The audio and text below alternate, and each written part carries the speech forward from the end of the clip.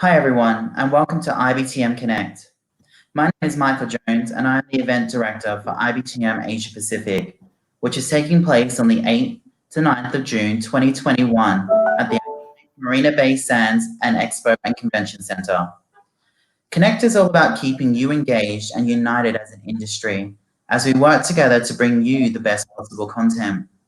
Today, I'm joined by Jason Chan, Area Director, Northern and Western Europe for Singapore Tourism Board, and Penny Thompson, UK and Europe, My Sector for Marina Bay Sands. During this webinar, you will learn what meeting planners are looking for and what Singapore can offer as a destination, how sustainability is impacting the MICE industry in the new normal, how the future of MICE can support a more resilient and sustainable world. Thank you for being here, and don't forget to submit your questions you may have in the text box below. Now, please join me in giving a warm welcome to Penny and Jason. Thank you, Michael. May I also thank you all for taking the time to join us today. It's our pleasure to welcome you to Building Back Better for the MICE industry. I'm Penny, and have been working closely with and supporting the Marina Bay Sands team in the UK and Europe MICE sectors for the last 5 years. My office is close to London, so I'm working in the same time zone as most of you. And I'll be very happy to assist with any queries or inquiries that you may have. Please look out for my contact details, which will be shown later in our webinar. My team colleagues are on hand today to look after our chat box and address any queries that you may have. The Marina Bay Sands and the Singapore Tourism Board leadership teams work in very close collaboration together and have exciting news to share with you on the re-imaging of sustainability, innovation and practices. Marina Bay Sands is now the first carbon neutral venue in Singapore and has recently installed a virtual hybrid broadcast studio. So without further ado, over to my colleague Jason Chan, who is Area Director, Northern and Western Europe for the Singapore Tourism Board. Jason. Thanks, Penny. Thanks, Michael. Good afternoon, everyone. My name is Jason. I'm the Area Director, Northern Western Europe from the Singapore Tourism Board and also the Singapore Conventions and Exhibition Bureaus. Me and my team are based in London right now. So I wish all of you and thank all of you for coming wherever you may be. Please be safe. And yeah, I think these are a bit of a challenging time this year for us, but I'm really glad that all of you have turned up for this update. I'm very excited for the presentation we have ahead for you, just to share with you some of the measures that Singapore has taken to get ourselves post-COVID ready or ready for your return into our country as well for your next events. So without further ado, let's start with the presentation. And I will take your Q&A right after the presentation. Thank you.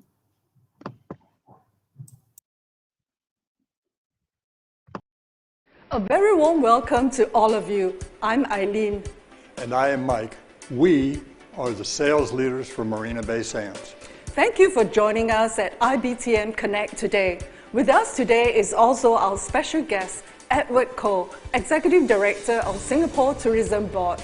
Though we are not able to meet face-to-face, it is always nice to connect with you virtually right here at Marina Bay Sands in Singapore. This is strangely an exciting time for all of us, despite the challenges we have faced. However, the strong-knit community that we belong to sees us work even closer together to restart the industry and continue to drive innovation within. Indeed, Mike. Let us hear from Edward, who has just joined us. Hello, everyone. It is a pleasure to be here virtually, and thank you for joining us today. 2020 has been a year of challenges on many fronts. The travel restrictions, as well as advisories to defer or cancel events, have made it inevitable that business events have taken a back seat in the current global climate. On the economic front, Singapore is moving towards a safe and calibrated reopening with businesses operating and resuming in a safe and sustainable manner. The government is managing the spectrum of risk from different activities proportionately and has put in place tighter measures for higher risk activities. Taking a similarly cautious view on reopening our borders, we will be doing so gradually with the necessary safeguards in place, balancing public health considerations and the needs of our economy and people. The health and safety of locals and visitors remain paramount, and tourism is expected to resume in a safe and gradual manner so that visitors can have a peace of mind when they are here. Meanwhile, there are already some travel arrangements in place. 2 are unilateral with New Zealand and Brunei, while the rest are reciprocal green lanes to facilitate essential business travel. This list is an evolving one, and the government is working to expand reciprocal green lane arrangements with more countries. On 22nd July 2020, the Singapore Tourism Board announced the Safe Business Event Framework of up to 50 attendees based on strict safe management measures.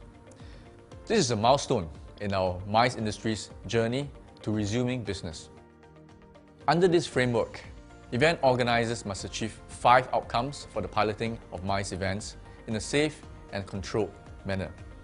These 5 outcomes are: implement infection control measures before and after event, limit overall density of persons, especially in enclosed areas, limit opportunities for and number of close contacts between individuals, including attendees and staff, ensure a safe and clean environment, prepare for any emergencies related to COVID-19. The Safe Business Events Framework takes into account an event attendee's entire end-to-end journey, creating a safe environment for meetings and providing attendees the assurance from arrival and up until 14 days after the end of the event. The framework was created in consultation with the industry and is aligned with international best practices. It arises from reflections and lessons learned over the past few months when businesses in Singapore's MICE sector conceptualized and reimagined what a safe event could look like. For a start, the framework was piloted on 2 hybrid events before the decision was made in September, where Singapore Tourism Board announced that we were prepared to accept and assess applications to pilot MICE events of up to 250 attendees. This pilot event phase will allow the Singapore Tourism Board to collect data points to assess the viability of these measures, tap on the ingenuity of the industry for new and creative ideas, and at the same time, ensure that events can be conducted in a safe, trusted, and reliable manner for all attendees, covering the entire attendee journey from pre, during, and post-event planning. In addition, STB is also working closely with our tourism stakeholders to ensure compliance with safe management measures. Complementing the safe management measures is SG Clean, a whole-of-government effort to rally businesses and the public to uphold high standards of sanitization and hygiene. The SG Clean Quality Mark is a national mark of excellence that indicates our businesses adhere to high standards of environmental public hygiene on their premises and gives locals and visitors added peace of mind when they visit. The quality mark is awarded to an establishment only after it has been assessed and certified by a qualified third-party assessor. As of 19 September, more than 22,000 individual premises, including MICE venues, have already been certified. The safe resumption of MICE events requires close partnership and coordination between public and private sector stakeholders. Given the need to act quickly and decisively in order for our economy to emerge stronger from the COVID-19 crisis, the Alliance for Action on Enabling Safe and Innovative Visitor Experiences, which are industry-led, government-supported coalitions, was convened to explore the facilitation of safe and innovative experiences in the COVID-19 environment. The 3 focal areas under the Alliance are to reimagine large-scale MICE events and trade show formats, curate safe leisure itineraries, deploy digital enablers to deliver a safe and seamless end-to-end visitor experience. Recognizing health and safety as key imperatives, the Alliance for Action on Enabling Safe and Innovative Visitor Experiences has developed a prototype for safe trade shows and exhibitions. This prototype will be tested at a few trade shows, starting with a new event in November called Travel Revive, powered by ITB Asia and STB. Messi Berlin, Singapore, the organizer of ITB Asia, will bring international delegates and businesses together to exchange ideas, bridge knowledge gaps, and reimagine the future of travel. To prepare Singapore for the eventual resumption of leisure travel, the Alliance has also designed safe itineraries, which will be trialled with the MICE delegates of Travel Revive. In order to give inbound travellers further peace of mind, the industry is working with government agencies to develop a travel insurance product for inbound travellers by Q4 2020 to cover critical COVID-19 related expenses. In preparation for Travel Revive, the Alliance is working with relevant government agencies and industry stakeholders to deploy digital enablers to facilitate a seamless and safe visitor experience from arrival to departure. Foreign attendees of the pilot events will also be required to use TraceTogether to facilitate contact tracing. To provide further guidance for our MICE businesses, STB and Enterprise Singapore, the government agency that champions enterprise development, are collaborating with the Singapore Association of Convention and Exhibition Organisers and Suppliers, SASIOS, which is Singapore's MICE Industry Association, to formulate an Event Industry Resilience Roadmap, IRR. The partnership is focused on 3 strategic objectives: establishing best-in-class standards for new event safety measures, creating agile business models with a focus on digital capabilities, and developing pathways for professional development in the post-COVID-19 world.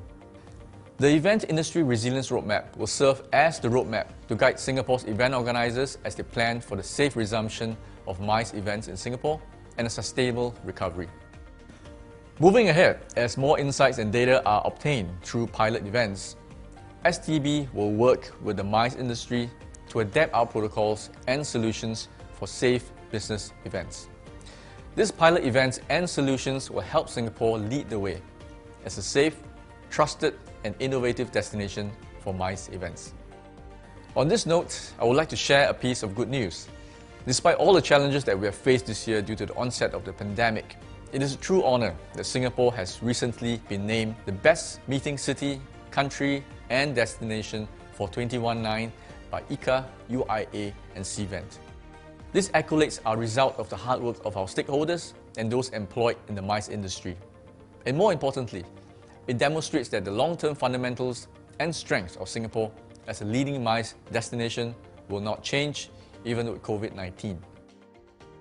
The Singapore Tourism Board, together with our MICE industry players and other government agencies, are working hard to ensure that Singapore's position as a MICE hub remains intact and we can emerge to be in a stronger position from this pandemic.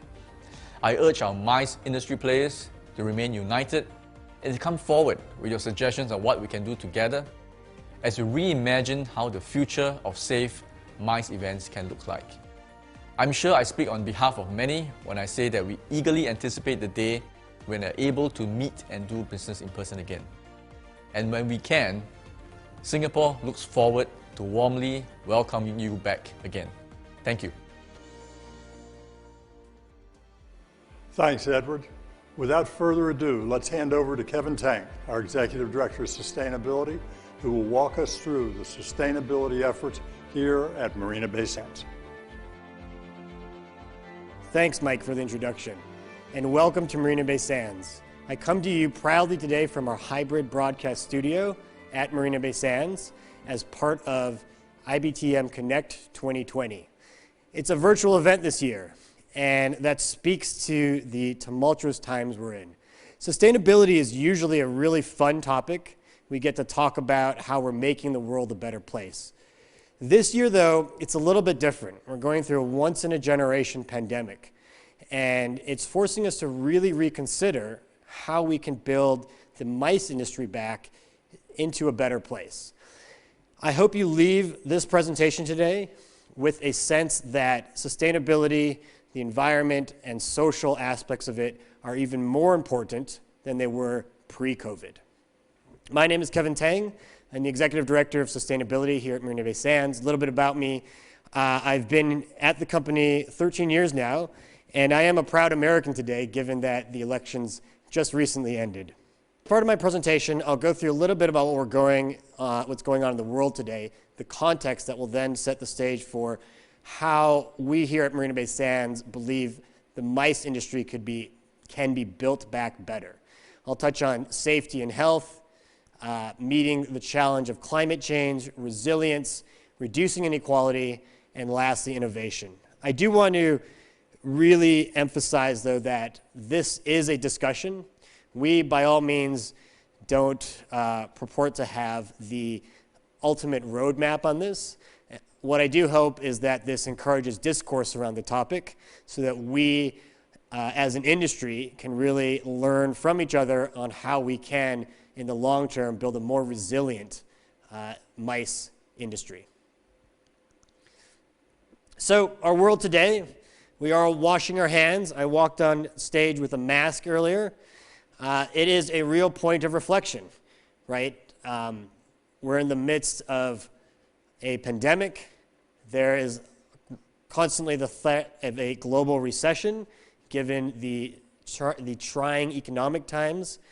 But as you see on the screen on the top right, really, in our opinion, the biggest long-term risk still continues to be climate change. If you look at the World Economic Forum, top risks over the last 10 years, we still continue to see climate action failure as one of the top items listed every single year. So with this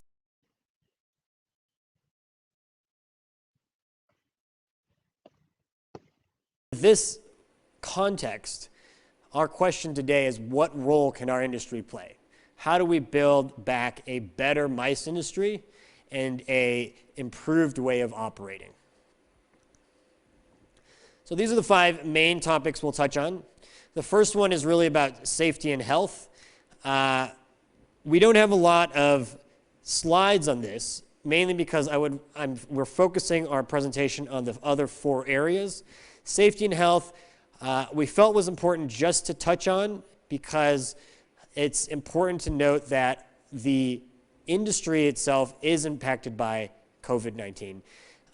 In the way that we operate our events, we are going to ensure that, all of us are going to ensure that we are adhering to the most hygienic standards possible, whether it's when you enter, whether it's the safe distancing measures that we play inside the event itself, or whether it's in the preparation and serving of our food during different events.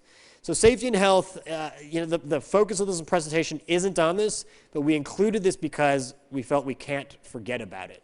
So it continues to frame how we build our business better here at Marina Bay Sands, but today most of our conversation will be around what we think are the more innovative areas of climate change, resilience, inequality, and innovation.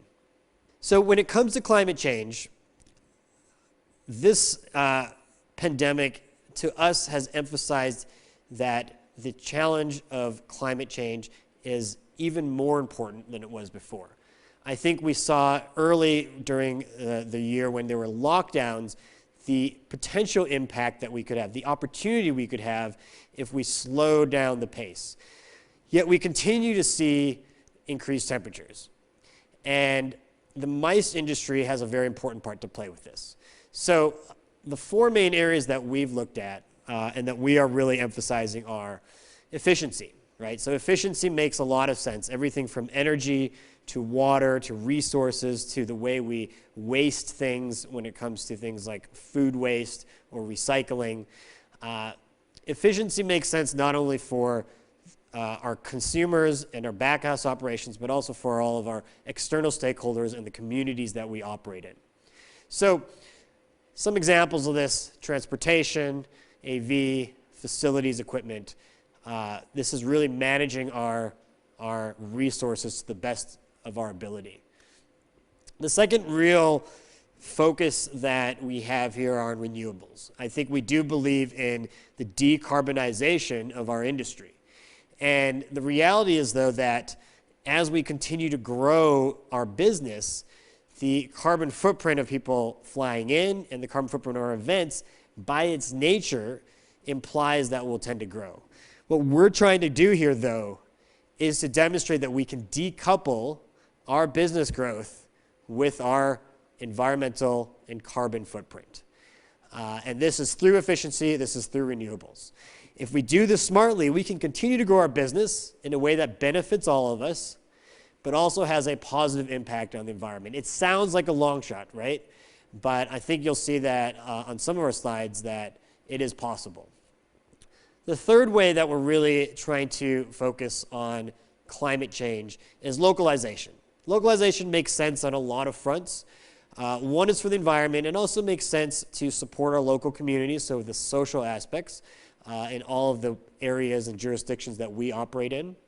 It also makes a lot of sense from a quality and food security standpoint, which is what I hope to demonstrate as well later. And so there's a lot of benefits from supporting localization in our supply chain. We talk about, at our company, we talk about food miles, we talk about material miles as well. So we track where our items come from. And the last one, which is, is something we've always done before, but we've really added it on now, post-COVID for emphasis, is to really understand and analyze where we can make the most positive change from.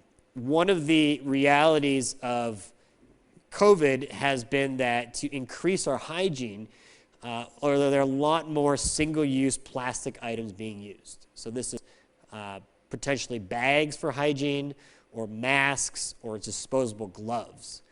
But what we've been emphasizing to our teams in the community is to make the right decision such that we don't replace certain single-use plastics with items that are worse for the environment. For example, there are some items that have a larger global warming potential or carbon footprint. And so really understanding what decision will help us drive our carbon footprint lower is very critical at this time. We've reduced our carbon emissions in spite of increased business activity. Our first full year of opening was in 2012. We had about 164,000 tons of carbon that we emitted. We track this. We're very transparent. This is reported to our investors every quarter, and we highlight this in an annual report so that the transparency can drive management and accurate measurement of our carbon footprint. And you can see that despite our growth in business, or I would say along with our growth in business from 2012 onwards, we have really successfully managed to decouple our carbon emissions. And this is mainly through our efficiency measures and our renewables. So as I said earlier, that's our goal. We want to grow the business, but we also want to, in the best way possible, reduce our environmental footprint. Another big win that we had this year, our venue that we're at right now, or the Sands Expo and Convention Center, is a carbon neutral venue. We have done this through a range of environmental efficiency initiatives, but also through 100% of the gas and electricity being offset. So our carbon credits support wind power projects across the region. This is a big deal for us, right? We want our customers to know that when they come to have a meeting here, that they are not harming the environment, and that their partners, our venue partners, our event organizers, that we as your partner are decoupling the business growth from our carbon footprint. So one important technical point to mention on our carbon footprint is that there are, for those of you interested in possibly doing the same thing at your facilities, is that we've chosen to use both carbon credit and renewable energy credits. We feel that a mixture of these helped us de-risk both options. The carbon credits are wind projects that in the region in China, and the RECs are local here in Singapore with a local provider.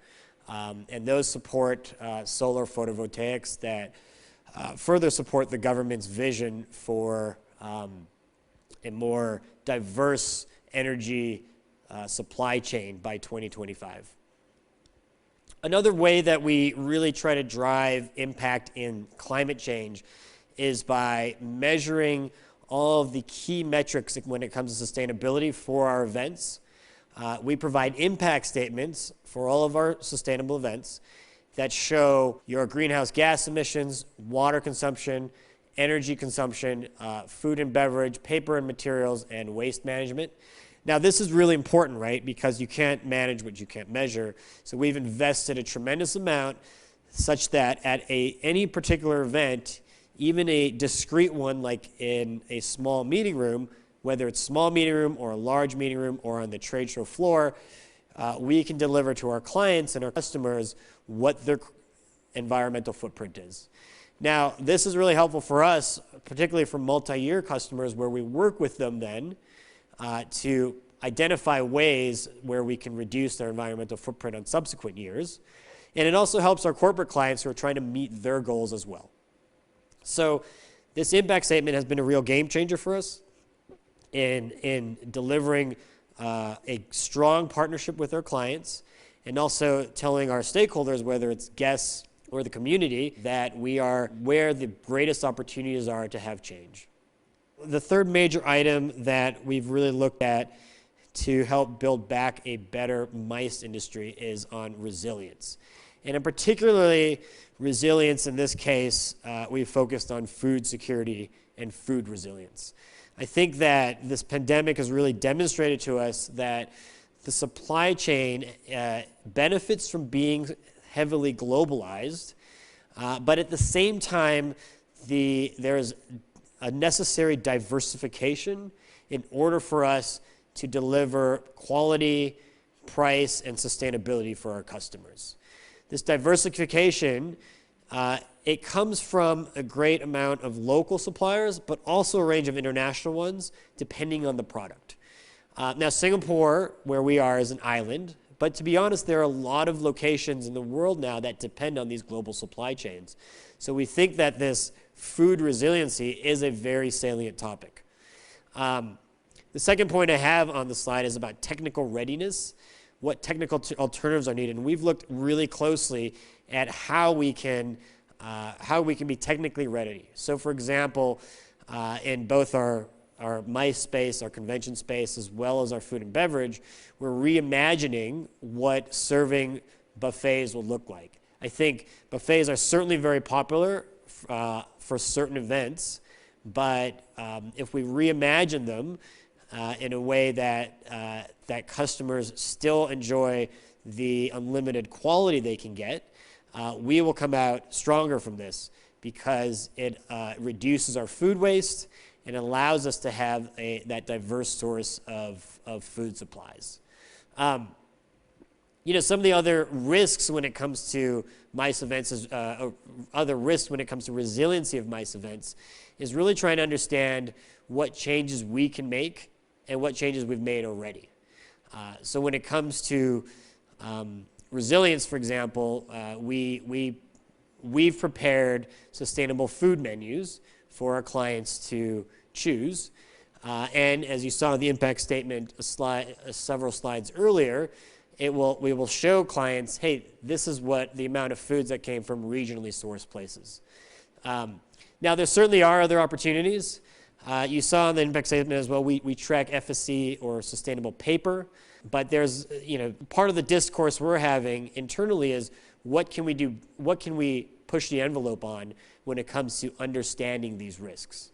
Before I move on to conservation, one of the items about resilience that's really important on the food side is understanding what food sources not only have the quality and cost, but are reliable from a sustainability standpoint.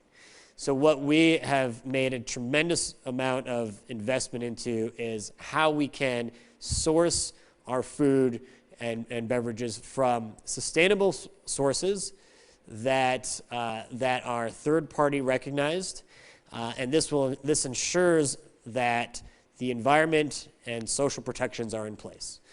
A really good example of this is a partnership that we have with WWF that targets seafood. Now, seafood's a really interesting topic.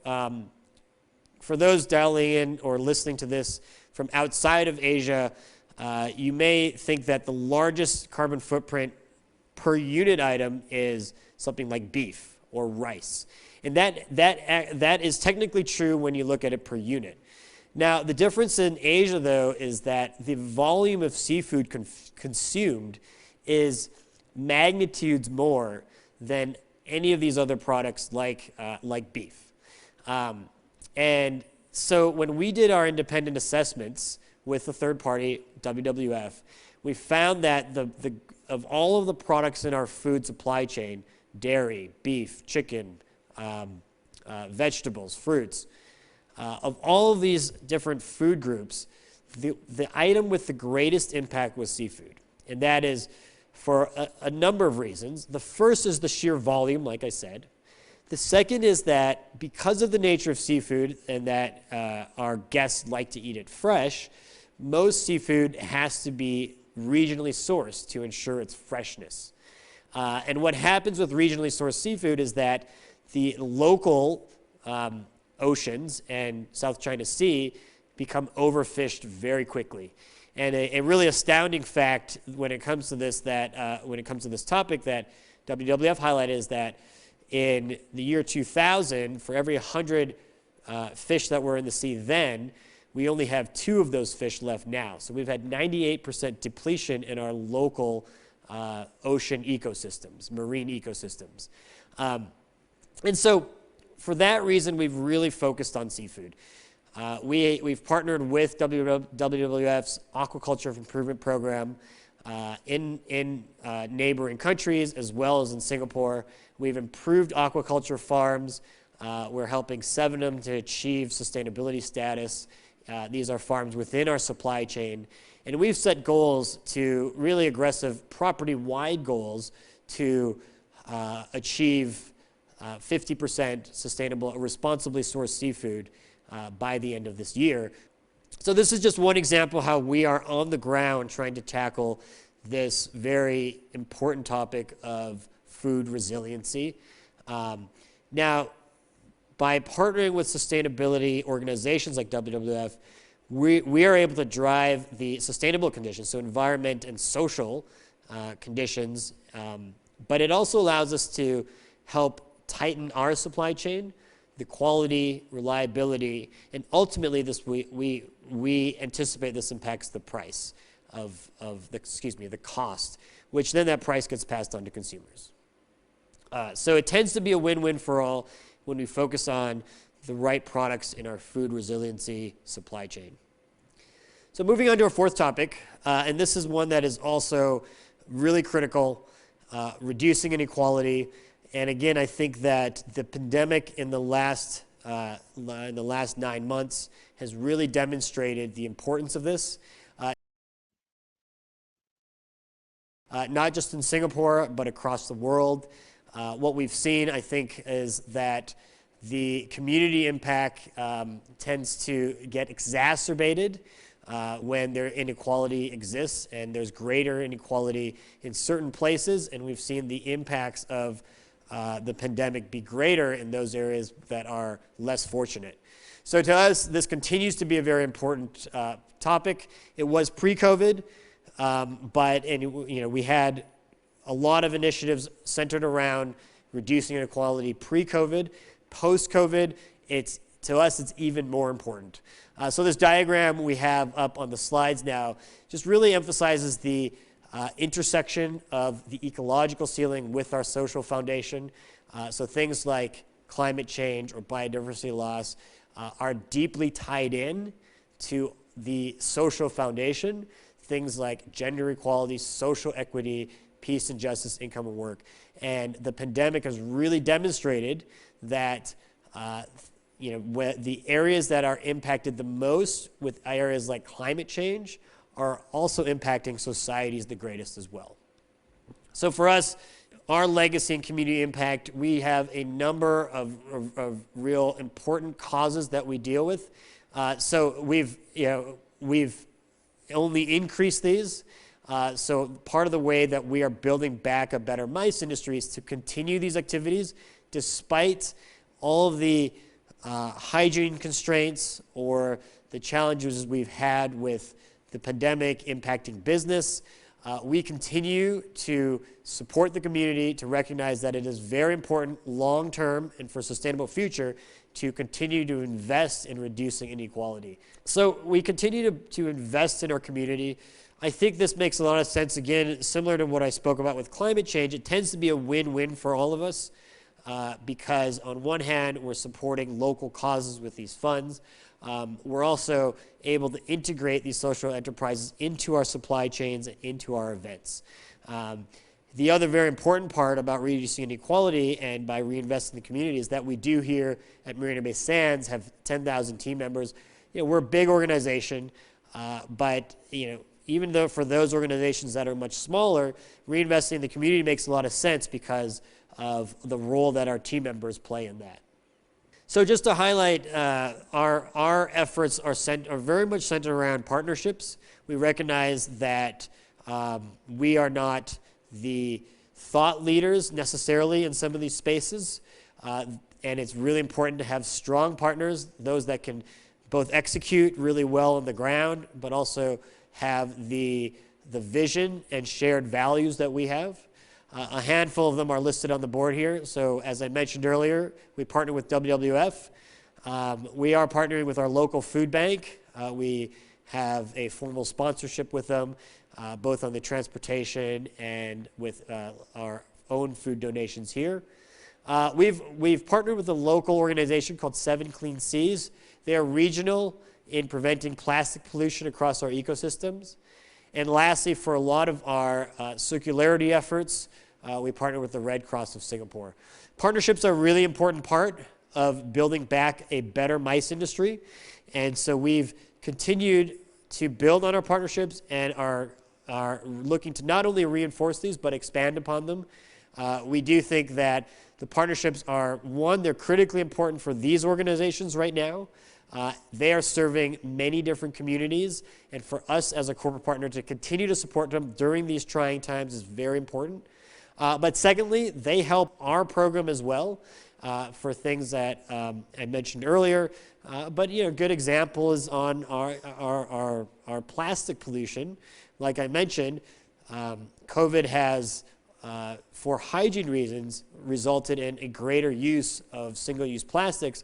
But what we've tried our best to do with this is to mitigate the negative impacts of that with a partnership like we have with 7 Clean Seas.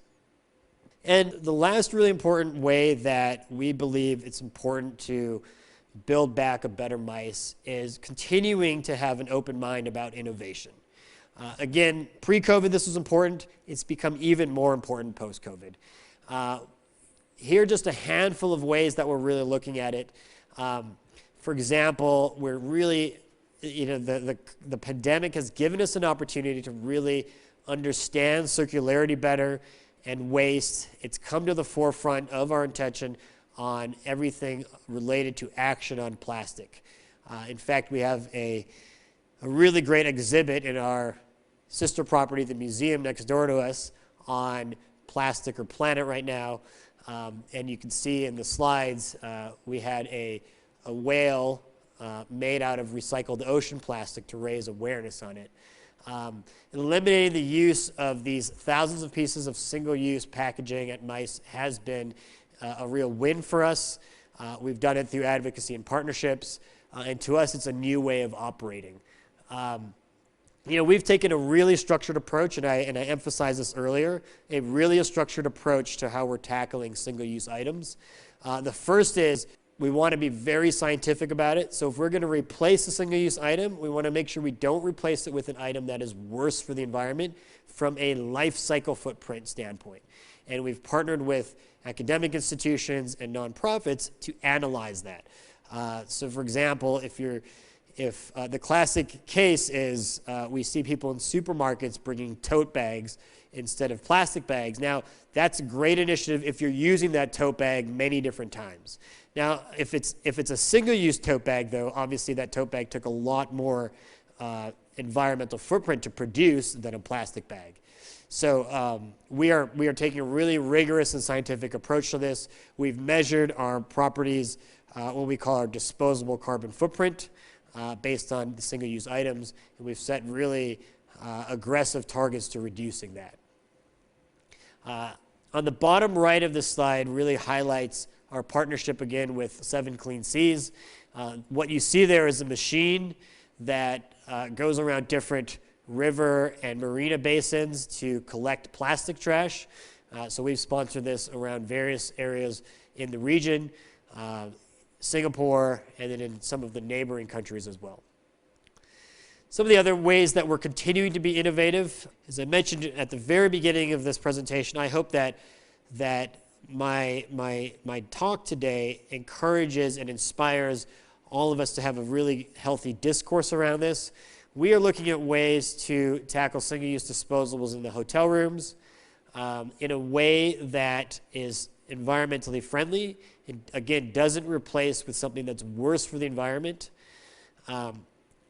When it comes to food, we're looking at artificial intelligence and food waste tracking technology at a number of our outlets to ensure that we understand food waste, food reduction, and food consumption efforts even better than what we do now.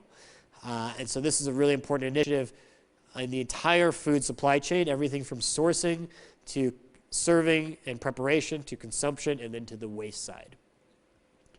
We're also working with WWF, pioneering the use of AI technology at the Great Barrier Reef. When it comes to smart buildings, we're continuing to innovate. I think the frontier with smart buildings is going to be in the ability to leverage machine learning to improve how we manage our buildings. We have a lot of sensors. We're not the only building too. A lot of different buildings have enormous number of sensors and data that they're collecting. What we're trying to do is be on the cutting edge of gathering that data, improving our operational efficiencies, and ultimately driving a better customer experience. So we think that on the smart building side, this has the greatest opportunity for innovation. And of course, on the right, as I mentioned, we are industry leading when it comes to broadcasting quality live streaming capabilities, as you see today. I hope you enjoyed this presentation on the stage. It's certainly been a pleasure for me to give this.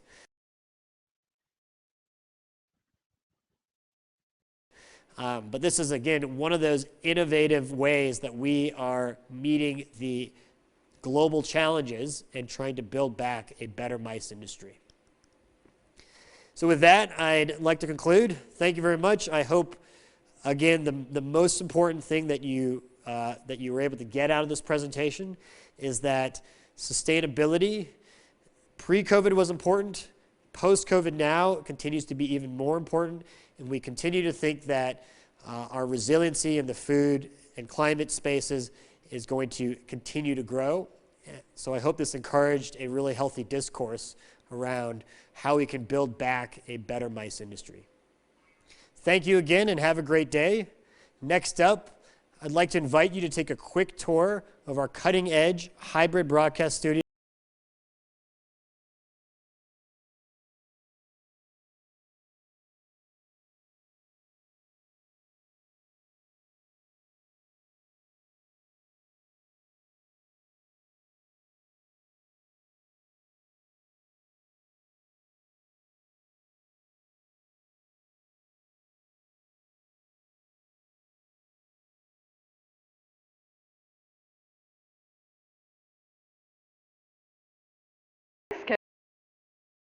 Yes. We look forward to the opportunity of welcoming you to Singapore and Marina Bay Sands. See you all soon.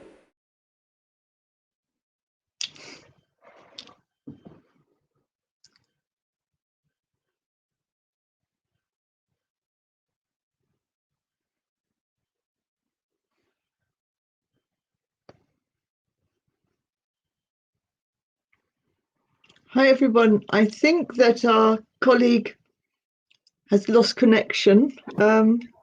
Michael Jones, are you there? No. In that case, Jason, I think it's straight over to you for the question and answer session. Right, sure. Thanks, everyone. I hope you enjoyed the presentation that we had for you.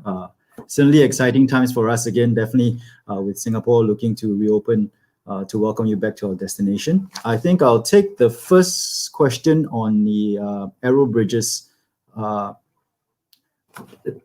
think what I'd like to say first is the health and safety of locals and visitors remains paramount for Singapore.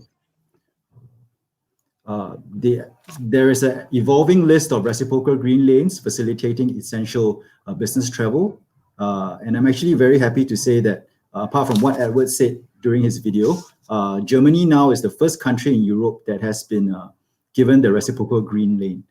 This is also an indication of how important the European markets are to us, and it will be STB's and also the Singapore government's combined efforts with our stakeholders to ensure that the European countries, as we move along, will evolve and expand that list. And definitely UK has always been one of the key markets for Europe, and we really look forward to welcoming you back to the destination when the time is right. But suffice to say, I think it's encouraging that we already have a European country in the reciprocal green lane, and that is Germany, which is probably starting by the end of this year or next quarter. So then, hopefully and positively thinking, it will snowball into more and more countries, and definitely UK will definitely be on the radar for this.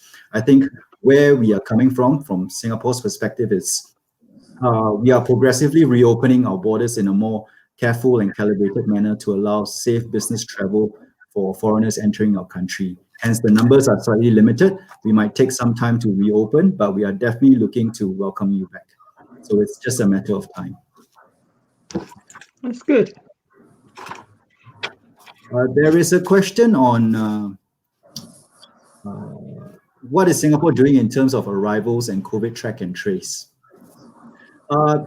So there are a few steps to this in terms of how we're trying to ensure the safety of yourself as a traveler coming into Singapore, and also yourself as a traveler in Singapore. So the first step would be in most countries where there are a slightly higher number of infection rates, what we require would be a pre-arrival testing, a pre-departure testing in the country of your own, in a recognized medical facility that Singapore will recognize. If you are negative, you will be allowed to get on board the plane to fly into Singapore. Once you've touched down, there will be an airport testing. So what we have worked with the Singapore Changi Airport Group is Changi Airport offers a safe, smooth and seamless experience with contactless touch points, comprehensive safety measures, and enhanced cleaning process in place. Once the travelers are negative, you will be given, if you are negative in your own country and you come into Singapore, you'll be tested in an in-airport testing facility for post-arrival swab tests. Once you are negative in that test as well, visitors will be given, either you need to download the Trace Together app or the Track and Trace token, and then you can go about your activities safely in Singapore. So I think we are at a stage where rigorous testing is probably the direction we are moving now, to make sure that you are safe and your experience in Singapore is a safe one as well.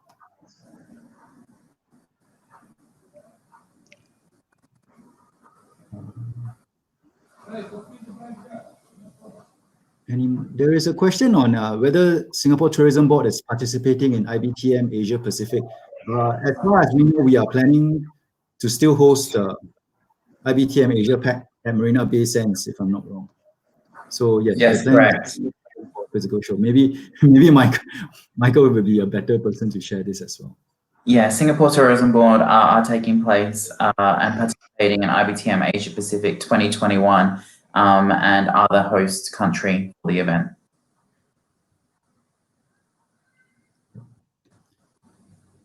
I think that's another question. What are unless you've answered this one, what are the key trends Singapore is seeing from my sector post-COVID?